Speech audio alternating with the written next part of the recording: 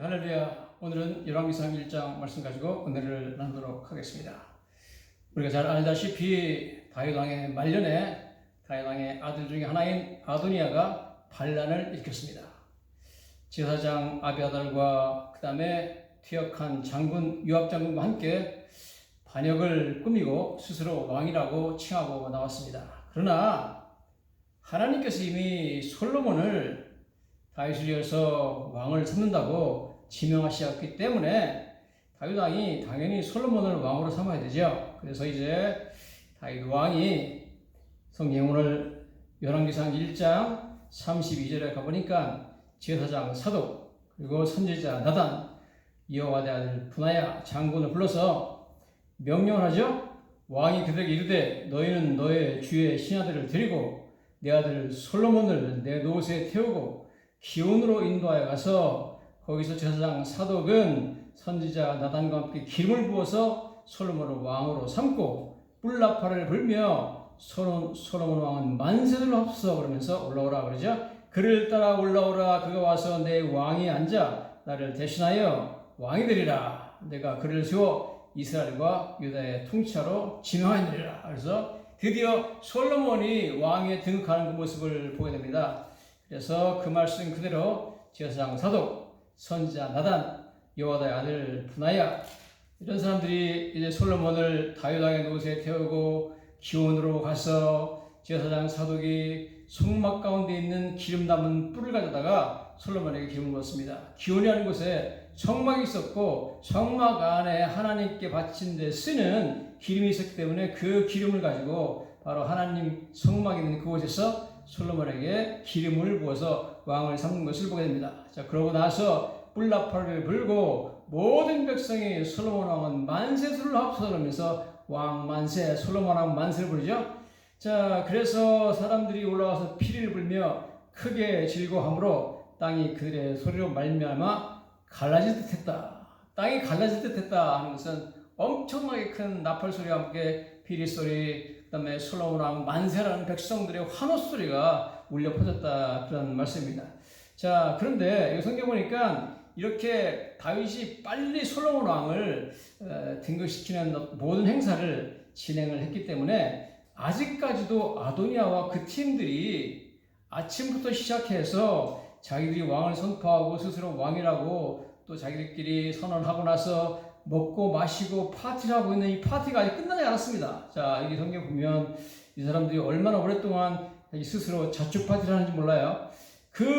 이 일이 다 지금 솔로몬 왕의 등극 절차가 다 끝났는데 그때 41절을 보니까 아도니아와 그와 함께한 손님들이 먹기를 마칠 때 다 들은지라 다 먹고 이제 헤어지려고 그러는데 벌써 그때는 솔로몬 왕이 등극해서 막 백성들이 환호하고 왕의 만세를 부르고 나팔을 불고 그 다음에 막 피리를 불고 하는 소리를 들었습니다. 자, 그래서 요압이 제일 먼저 반응을 하죠. 뿔나팔 소리를 듣고 이르되 어짜요 성읍 중에서 소리가 일어나는가? 도대체 이게 무슨 소리냐? 이렇게 물어보죠.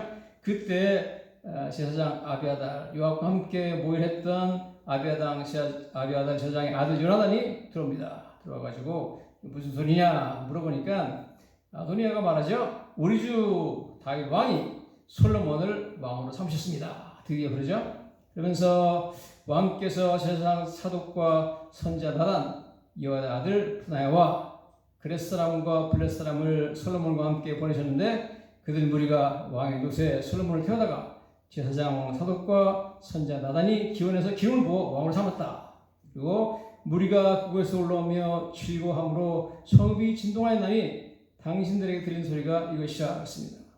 온 백성이 기뻐하고 지금 왕도 기뻐하고 백성들이 만세를 부르면서 환호하고 피리 불고 나팔 불고 지금 뭐 땅이 갈라질 듯 지금 환호하고 있다는 겁니다. 솔로몬 왕이 등극하는 것에 대해서. 그래서 벌써 솔로몬 왕이 왕좌에 앉아있다 그럽니다. 솔로몬 왕이 왕좌에 앉아있고 그 다음에 왕의 신하들도 와서 우리 주 다윗 왕에게 축복하여 이르기를 왕의 하나님 솔로몬의 이름을 왕의 이름보다 더 아름답게 하시고 왕위를 왕의 이름보다 더 크게 하시기를 원하나이다. 그러니까 다윗 왕이 아멘 그러면서 침상에서 몸을 굽히고 이르시기를 이스라엘 하나님 여호와를 찬송하리로다. 여호와께서 오늘 내 왕위에 앉을 자를 주사 내 눈으로 보게 하셨나이다. 그래서 드디어 이제 솔로몬이 왕이 되는 모든 절차가 끝나고 다윗 왕이 이것을 인하여서 하나님께 감사하는 그런 모습이 나옵니다. 자, 이렇게 되니까 아도니와 함께 모반을 껴던 사람들이 혼비백산했습니다.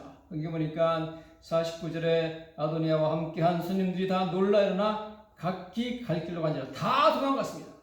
여기서 붙잡히면 이제 같이 모여 앉아서 붙잡히면 생명을 구하기 힘들으니까 다 도망갔죠. 그리고 이 모든 모임을 주도한 반역의 선봉에 섰던 아도니아는 솔로몬을 두려워하여 일어나 치단불을 잡았다.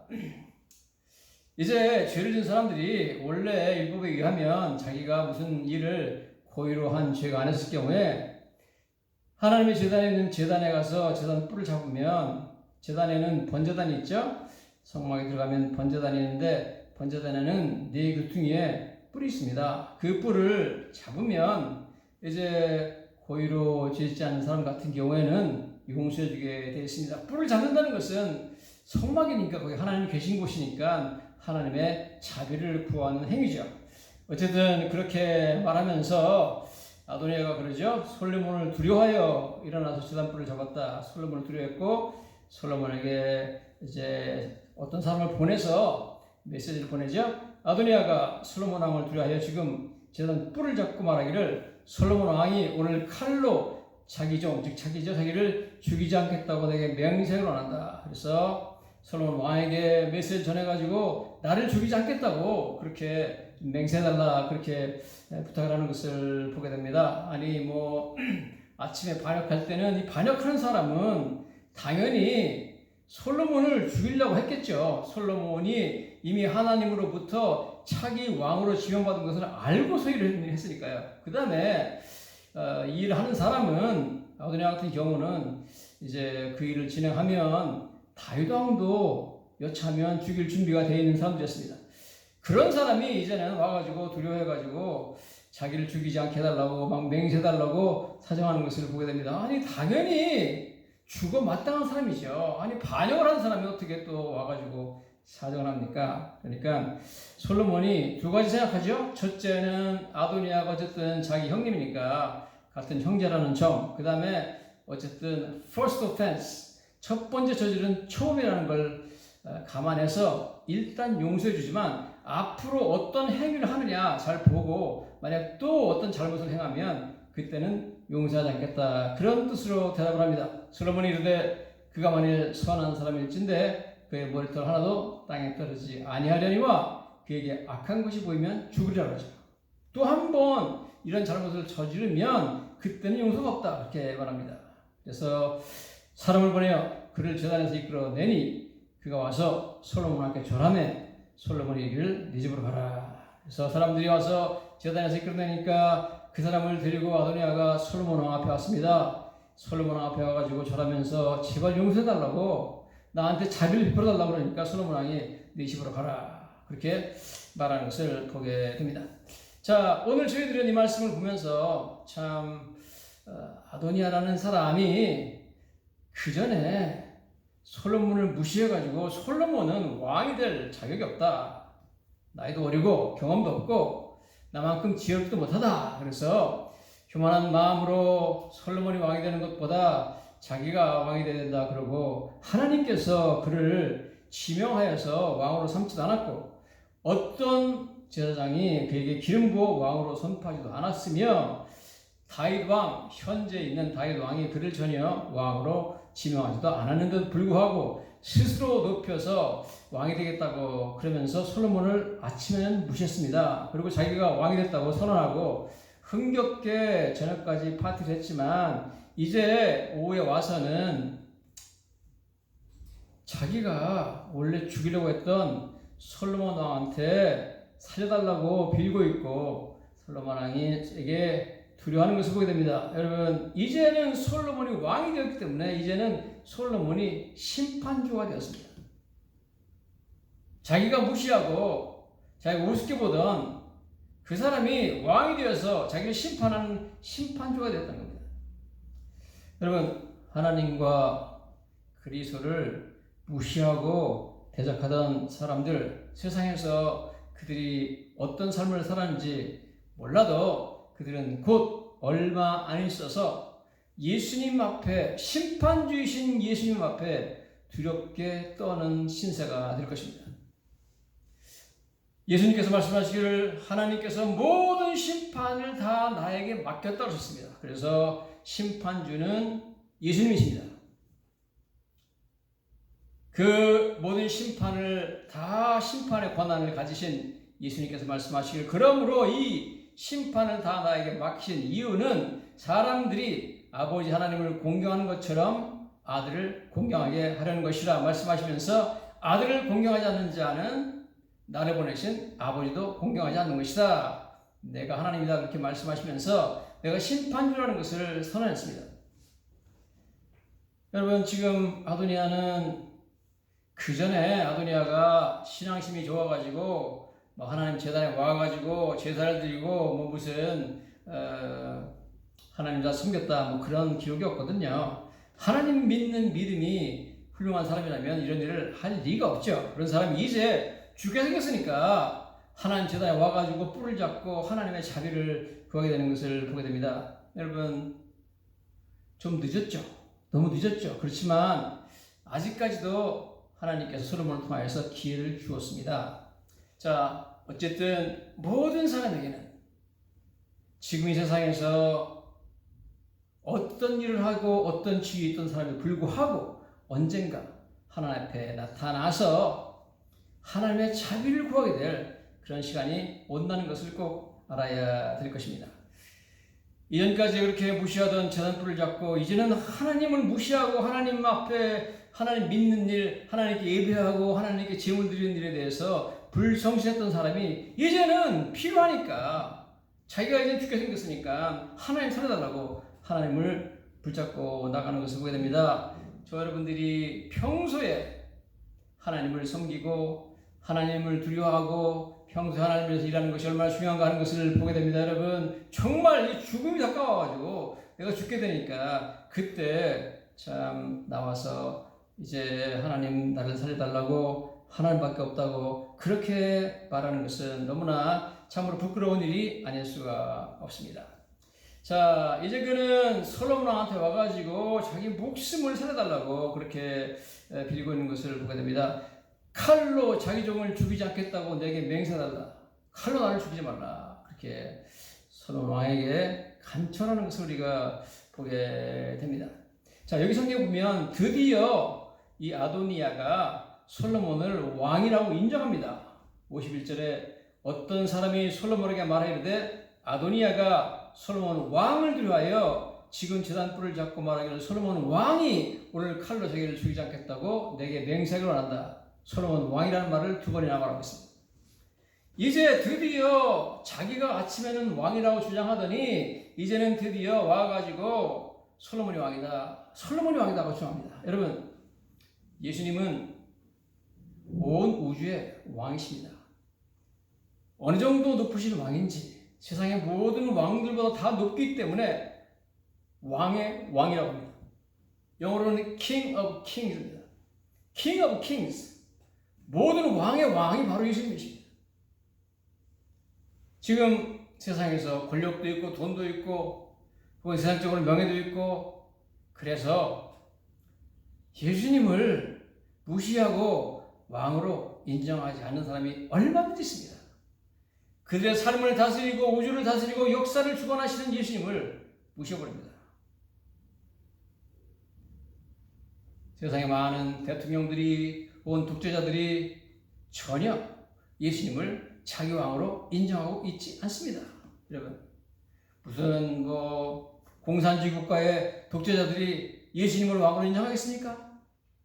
자, 그렇지만 아도니아가 이제 죽게 생겼으니까 이스라엘의 왕 솔로몬이다. 솔로몬이 왕이라고 고백하고 있는 것을 보게 됩니다. 2번씩이나 그럽니다. 솔로몬을 왕으로 인정하죠. 여러분 누구든지 예수를 믿는 사람이나 예수를 믿지 않는 사람이나 예수님을 무시하던 그 사람도 언젠가는 예수님이 왕이요 왕중 왕이요 예수님만이 자기를 다스리는 온 우주를 다스리는 가장 높으신 왕의 왕이라는 것을 인정하는 날이 반드시 오게 되는 것입니다.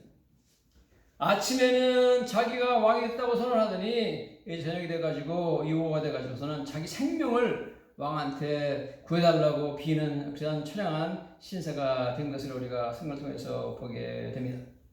우리는 이러한 참 반전을 보면서 너무 그냥 아침과 오후가 너무 틀리죠. 이런 반전을 보면서 성경에 나타났던 몇 명의 인물들을 생각해보지 않을 수가 없습니다. 먼저 제가 보고자 하는 것은 성경에 나타난 대제사장 가야바라는 사람의 이야기를 한번 보고자 원합니다. 대제사장 가야바는 예수님을 신문했던 사람입니다. 예수님을 신문하고 결국 예수님은 사형에 해당하다 그래가지고 예수님을 빌라도에게 사형시켜달라고 부탁한 가장 큰 주범이 대제사장 가야바였습니다. 대제사장 가야바는 새벽에 예수님을 불러가지고 잡아와가지고 예수님을 신문하면서 예수님에게 이렇게 말합니다. 마태복음 26장 63절입니다. 예수께서 침묵하시거늘 대제사장이 이르되 내가 너로 살아계신 하나님께 맹세하게 하노니 네가 하나님의 아들 그리스도인지 우리에게 말하라. 네가 하나님의 아들 그리스도냐 아니냐 말하라 그럽니다. 그러니까 예수님께서 그러죠. 내가 말하였느니라 내가 말한 대로 나는 그리스도다 그러면서 그러나 내가 너희에게 이르노니 이후에 인자가 권능의 우편에 앉아있는 것과 하늘 구름을 타고 오는 것을 너희가 보리라. 와, 여러분 예수님께서 자신이 하나님이라는 것을 선언하면서 내가 그리고 너희들이 지금 나를 신문하는 너와 너와 함께 나를 신문하는 이 공회원들이 앞에 있는 너희들이 이후에 인자가 즉 자기죠. 하나님의 아들을 인자 Son of Man 예수님은 항상 자신을 인자라고 불렀습니다. 사람의 아들을 내가 권능의 우편에 앉아있는 것 권능은 하나님이고요. 우편은 하나님 우편에 앉아있기 때문에 바로 하나님입니다. 하나님과 동등한 권능과 영광을 가지신 분만이 전능자의 우편에 앉을 수 있는데 바로 예수님에 대해서 말하고 있죠. 내가 권능자의 우편에 앉아있는 것을 너희가 보게 될 것이다. 여러분 예수님이 이렇게 말씀하셨기 때문에 반드시 저는 이 말씀 그대로 됐으리라고 믿습니다. 대제사장 가야바가 예수님을 십자가에 못 박아 죽이라고 해가지고 예수님이 결국은 가야바의 그러한 판결에 따라가지고 십자가에 죽게 되는데 그러나 지금은 자기가 예수님을 심판하는 심판주죠. 재판장이죠. 곧 얼마 안 있어서 그는 이 세상을 마감하게 될 것이고 이 세상의 심판주이신 권능자의 우편에 앉은 예수님을 만나는 날이 얼마 안 있어 다가왔다는 것이죠. 그때 그는 얼마나 땅을 치며 후회하고 얼마나 예수님 앞에서 벌벌 떨겠습니까? 자기가 사형 언도를 내가지고 죽여버린 예수님이 권능자의 우편 하나님 보좌 앞에 앉으셔가지고 자기를 심판하는 심판주로 나타났을 때 얼마나 두렵겠습니까? 여러분 참으로 엄청난 반전이 일어나게 된 것을 우리가 보게 됩니다. 그때 성경에 보니까 대제사장이 그런 말을 듣고 나서 자기가 권능자 옆에 앉아있다. 나는 하늘 구름을 타고 올 것이다. 이것은 바로 다니엘서 7장에 나타난 말씀으로서 하나님에 대한 표현이죠. 예수님이 재림하시는 것을 말하는데 이런 말씀을 하면서 대제사장이 너무너무 분노해서 그러죠. 옷을 찢으며 이르되 그가 신성모독하는 말을 하였다. 그러니 어찌더 증인을 요구하리요. 보라 너희가 지금 이 신성모독하는 말을 들었다. 바로 예수님이 권능자 옆에 앉아있다. 구름을 타고 온다. 그렇게 말했으니까 이것은 하나님만이 할 수 있는 말이고 이것은 하나님에 대한 얘기인데 내가 감히 내 앞에 끌려와서 지금 얻어맞고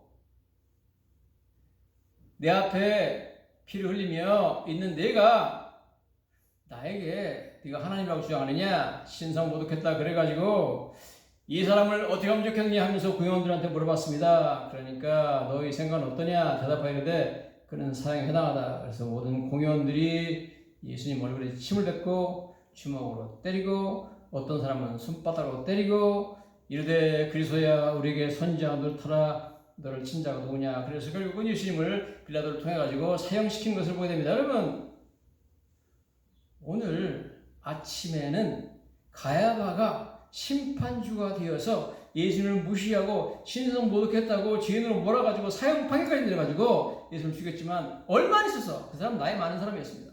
얼마 안 있어서 그는 심판주이신 예수님, 권능자의 우편한 자 계신 예수님, 하늘 구름을 타고 오시는 예수님을 그는 반드시 만났으리라고 저는 봅니다. 그런 날이 반드시 오게 됐습니다. 사람들은 이 세상에서 그가 뭐 대제사이건 그가 왕이건 대통령이건 무슨 재벌의 회장이건 상관없이 언젠가 권능자의 편에 계셔서 심판하시는 온 우주의 심판자인 예수님을 만나는 날이 오게 된다는 것을 잊어서는 안 될 것입니다. 뿐만 아니라 저는 이 사건을 통하여서 빌라도를 생각하지 않을 수가 없습니다. 빌라도는 예수님을 만났습니다. 요한복음 19장에 가보면 빌라도가 예수님 만나는 얘기가 나오죠. 빌라도가 예수님을 신문합니다. 신문하면서 내가 유대인의 왕이냐? 그러니까 예수님께서 이는 내가 스스로 하는 말이냐? 다른 사람들이 나에 대해서 하는 말이냐? 빌라도가 내가 유대인이냐? 내가 유대인이냐? 네 나라 사람과 네 나라 대제사장들이 너를 내게 넘겼으니까 내가 무엇을 했느냐? 그러니까 예수님 대답하시죠. 내 나라는 이 세상에 속한 것이 아니라 왕은 왕인데 이 세상에 속한 나라의 왕이 아니다. 내 나라는 여기에 속한 것이 아니다. 그러니까 빌라도가 그러죠. 그러면 내가 왕이냐 왕이 아니냐? 그러니까 예수께서 대답하시되 내 말과 같이 내가 왕이다. 왕은 왕인데 내 나라는 이 나라에 속한 나라가 아니다. 그러면서 예수님께서 수수께끼 같은 말을 하십니다. 내가 이를 위하여 왔나니 즉 내가 왕이 되기 위해서 왔다는 거죠. 이를 위하여 태어났으며 이를 위하여 세상에 왔나니 그 진리에 대하여 증언을 함이로다. 진리에 대해 증언하기 위해서 나왔다 그럽니다.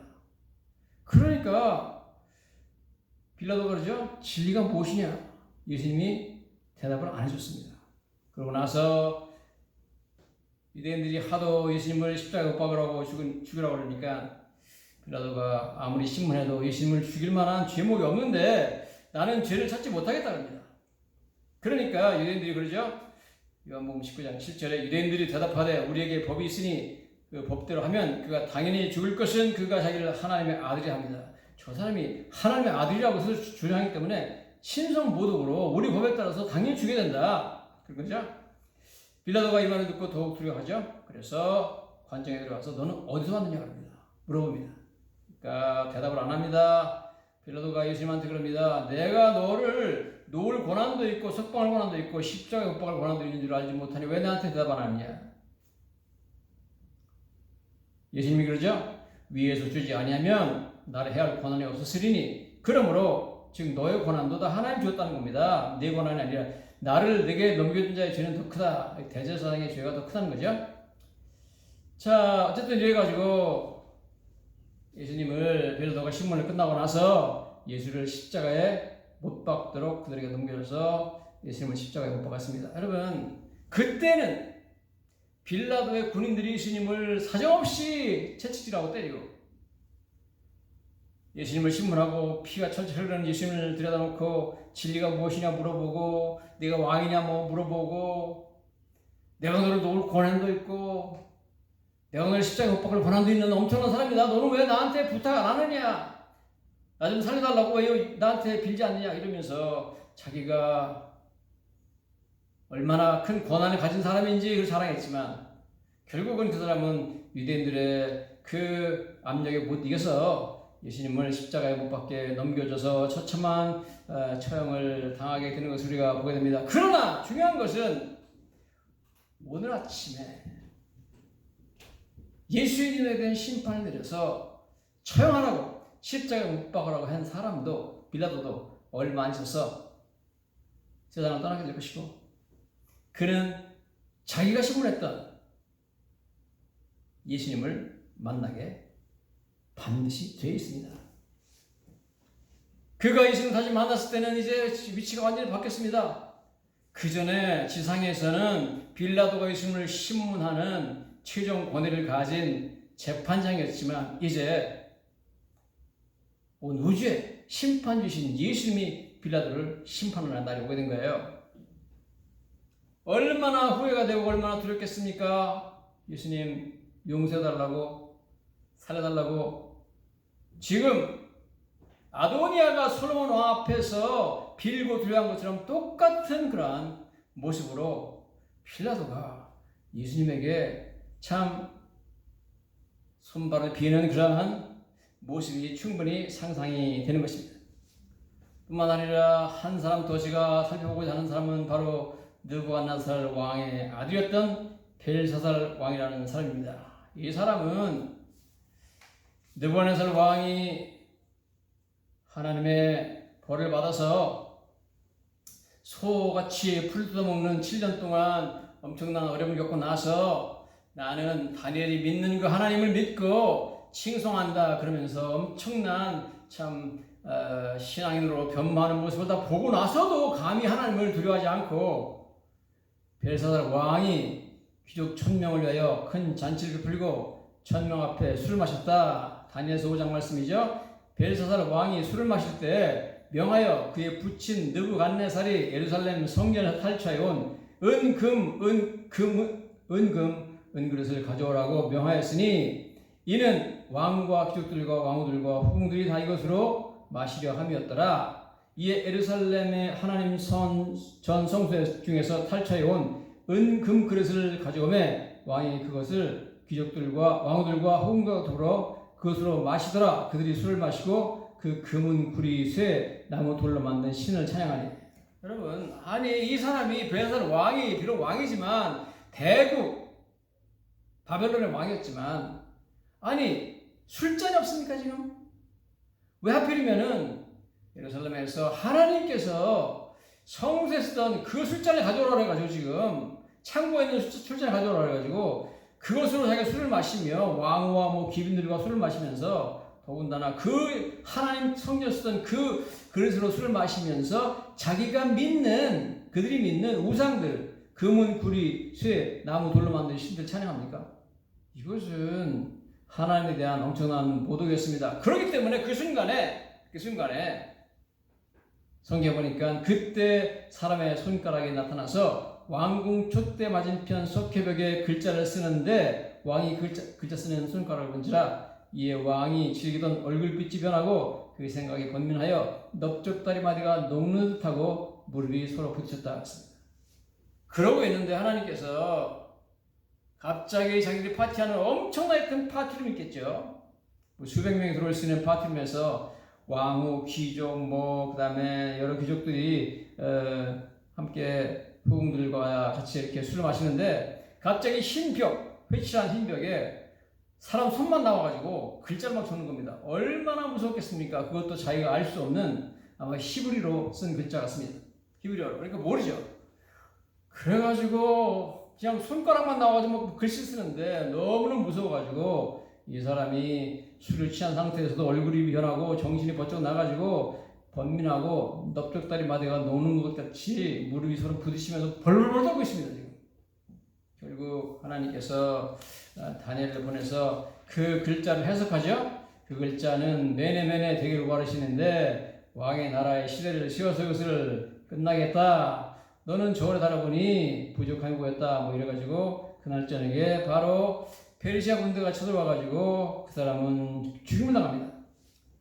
여러분 그날 그냥 술자리를 벌리고 내가 왕이다 그래가지고 하나님의 성전 것을 다 데려다가 놓고 그것을 가져다가 술을 마시면서 우상을 숭배하고 찬양했던 그 사람 그날 바로 죽임을 당해가지고 그날 바로 하나님 심판보좌 앞으로 갔습니다. 여러분 자기가 이렇게 무시해가지고 예루살렘에 하나님께서 쓰시던 성전 기물을 갖다가 술 마시면서 우상을 숭배하던 그 사람 그날 밤에 페르시아 군대에서 죽임당하고 그날 밤에 하나님의 심판대 앞에 서서 하나님을 만나게 되는 것을 보게 됩니다. 여러분 완전히 상황이 바뀌었죠. 왕이면 뭐합니까? 대국의 왕이면 뭐합니까? 자기보다 더 높은 왕이 있는데 바로 하나님이 계시잖아요. 오늘 여러분들은 이러한 모든 사람들 지금 아도니아부터 시작돼가지고 대제사장 가야바, 빌라도, 총독, 벨사살 왕 이런 모든 사람들의 스토리를 저희들이 들었습니다. 여러분 참으로 혹시 이 설교를 듣는 중에 아직까지 예수님을 믿지 않는 분들이 있다면 언젠가 우리가 이 짧은 세상이 끝나고 반드시 온 세상의 심판주인 예수님 앞에 서야 되는 것을 알고 깨닫고 속히 예수님을 믿고 죄사함과 또한 하나님의 은혜를 체험하시는 놀라운 은혜가 임하기를 간절히 축원합니다. 또 이미 예수를 믿고 하나님의 사람으로서 신앙생활을 하시고 있는 분들도 마찬가지로 언젠가 하나님 앞에 설 날을 우리 생각하면서 우리의 삶을 지금 현재 우리 세상에서 우리가 누리는 것에 두면 안 됩니다. 우리의 목표는 언젠가 그때를 향하여서 그분이 위에서 부르신 부름의 상을 향하여서 우리가 달려나가야 될 줄로 믿습니다. lovelingospel.com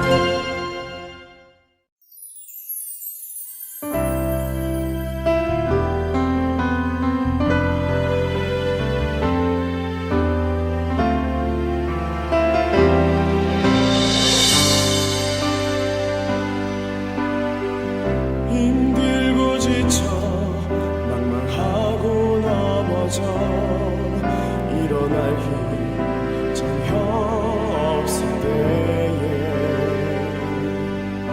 조용히 다가와 손잡아 주시며 나에게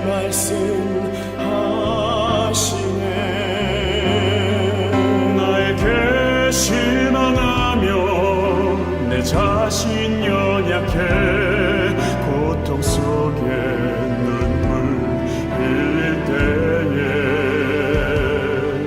못자국 난 그 손길 눈물 닦아주시며 나에게 말씀